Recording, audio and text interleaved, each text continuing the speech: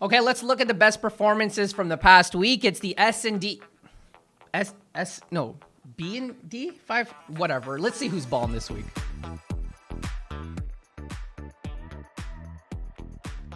All right, Matt, you know the drill. Go around the league and see some of the best performances from the past week. Who stood out to you this week? I'm going with Mr. Stampede. We just mentioned him, Evan Gilliard Jr.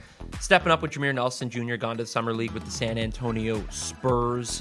This is a guy that brings G League experience, little Raptors 905, so a little local action. 37 points against Montreal, 7 of 12 from three-point. Single game franchise record for the Surge. This is a guy that can take over a ball game, and he took over the Stampede. That's crazy to just show up in your first game or second game with the Surge and come in and get the franchise record. Pretty impressive stuff from him. They're going to have a tough decision to make when he comes back, or when Jameer Nelson Jr. comes back, sorry. But I think this is the guy. I think this is Mr. Stampede. I think he has to be on that team in order for them to make a run, especially in a competitive West. Most definitely. Okay, speaking of hot hands, we talked about the game earlier. I got to go with Zach Copeland, tying the franchise record in his last game, shooting 58% from the field and hitting 8 threes, which is a new franchise record as well. We talked about what he did in the game before, right? He tied the franchise record with 7 threes. This guy it's been a rocket launcher. Like, he's just been absolutely crushing it, filling the void with Mitch Creek not being with this lineup. And it's great news if you're a Vancouver Bandits fan. He said it, clutch cope, right? And that's the scary thing. That Vancouver team loses somebody, and then somebody just kind of fills in. It's kind of like water. When you dump the glass, fill it back up, and then it just keeps rising. So, horrible analogy or whatever, but same thing. But a guy that's also been clutch, Zane Waterman, Ottawa Blackjacks. He's another guy that I'm tossing in here in the S&D 500.